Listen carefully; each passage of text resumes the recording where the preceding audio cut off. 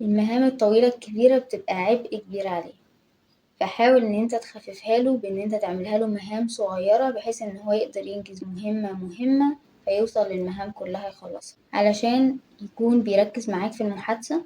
أحسن من كل فترات صغيرة تعمله أي محفز صوت علشان ينتبه، أو إن مثلا انت تلمس كتفه أو إيده على حسب الحالة اللي انت بتتعامل معاها. إن يكون في ترتيب كويس للجدول الدراسي، ايه الحاجات اللي بيبقى مرهق فيها وايه الحاجات اللي بتخليه أكتر نشاط.